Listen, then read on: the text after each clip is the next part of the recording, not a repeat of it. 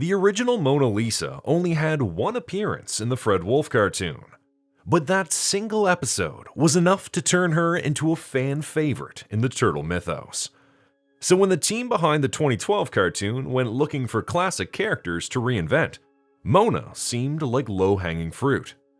Interestingly, their take on her ended up being completely different. But could she still retain the same fan prestige as the original? Join me today as we explore the story of Igithba, the 2012 version of Mona Lisa.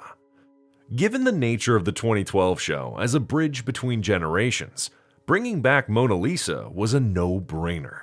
She had grown more popular over the years, likely due to her potential as a romantic interest for Raphael. However, according to showrunner Ciro Nieli, the team decided early on to completely disregard the Fred Wolf version.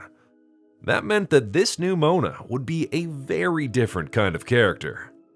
Given Ciro's love of horror movies, it's unsurprising that the main inspiration for this Mona was Private Vasquez from Aliens. It was a fitting choice. Raphael had a long history of connecting with strong female characters who could fight alongside him.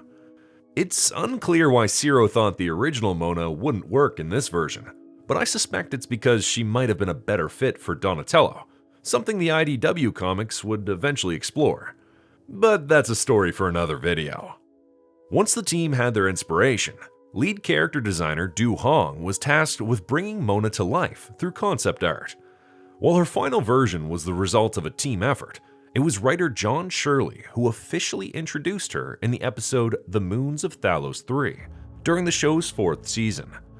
This episode also introduced the Salamandrians, an alien race with amphibian traits and aquatic culture. We already had a glimpse at this race in the show, thanks to the neutralizer in the earlier seasons.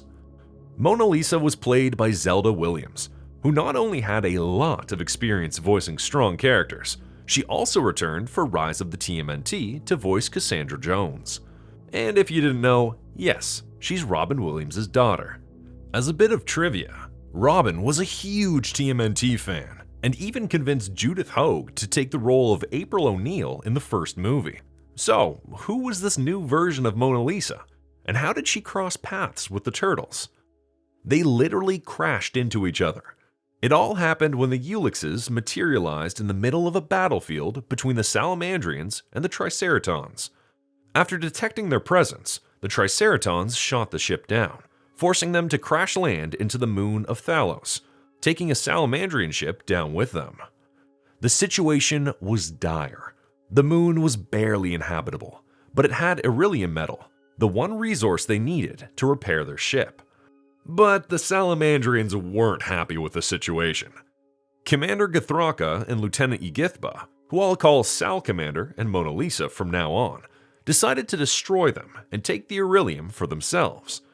And while Sal Commander had a flicker of respect for the Earthlings, Mona Lisa was fully committed to their destruction. It was the Salamandrian way. The Turtles tried to talk their way out, but when Leo offered a handshake, Sal took it as a challenge to a duel. According to their culture, it was the hand of combat. Raphael was surprised by Mona Lisa's fighting style during this fight. Her strength and superiority in combat over him made the whole situation love at first fight. Against his brother's advice, Raphael intercepted the Salamandrians again and offered a chance to team up. While reluctant at first, Mona Lisa changed her mind after Raph helped her defeat some ice dragons. It was clear that Mona saw Raphael as her equal in battle, a trait that made her also fall in love with him. Finding her name hard to pronounce, Raphael nicknamed her Mona Lisa, after the most beautiful woman in art. Beauty is in the eye of the beholder, bro.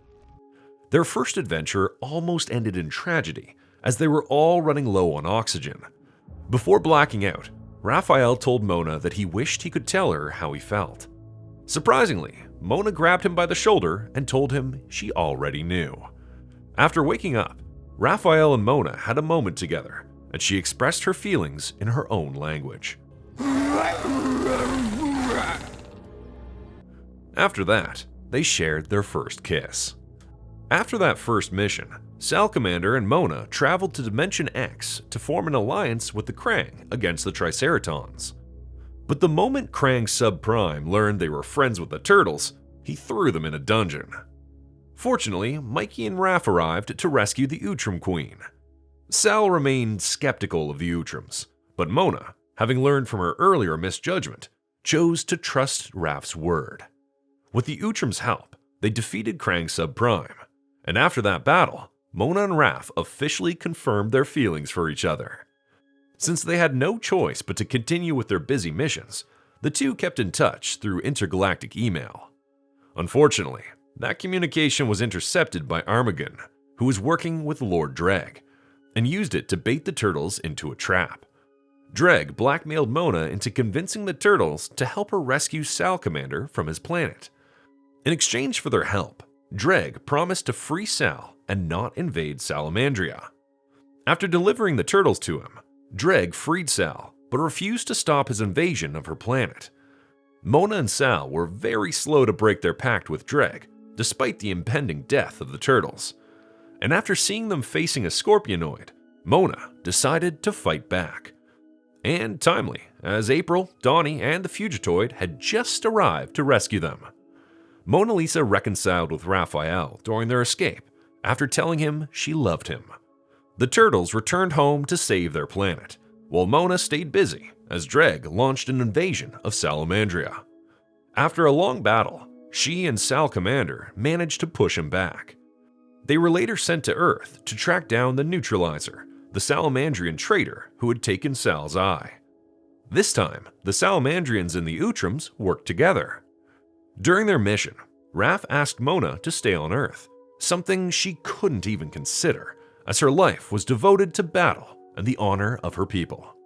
To complicate things, the Neutralizer now had special powers that made him a significant threat to the Outrams and the 10 Dimensions. The Turtles and the Salamandrians were very close to capturing him when Dreg and his armada, who were following them, showed up to invade Earth. After capturing Salamander, Karai, Donnie, and Leonardo, the Neutralizer and Dreg made an alliance. The rest fought against the villains to stop the invasion. Perhaps as a result of them working side by side, Mona requested permission to remain on Earth to maintain its safety from insectoid alien threats. Sal granted her request, meaning that Raph and Mona would finally get time to explore their relationship. To give her a home, Raph invited Mona to join the Mutanimals. Bishop complained as this was against their policies, but Raph found a way to convince him. While the show ended that season, at least it ended with Raph and Mona on the same planet, and we can take that as a kind of closure. But with all the changes made to the character, could this version of Mona Lisa really match the popularity of the original? Well, that depends on what made the original so appealing in the first place. Like with Ninjara, Mona Lisa's potential came from the idea of a romantic arc. After all, the idea of getting their first date was probably in the target audience's mind by the time she was introduced in the 4th season. By reimagining Mona as a warrior, the writers made her appealing to both boys and girls, whether they meant to or not. However, that potential doesn't end with teenagers. Older audiences can connect with the character through their nostalgia for the original, or simply identify with Raphael's troubles. In that regard, the writers kept one of the main factors for the original Mona's popularity. But what about the character herself?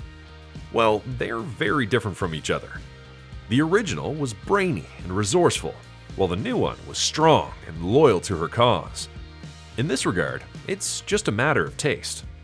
I personally think that the changes in the character make sense for this version of the Turtles. This Raphael is also very different from the 1987 one. 2012 Mona was stronger than Raph, and the original one was smarter than that Raph, so in a way, they maintained consistency despite the changes.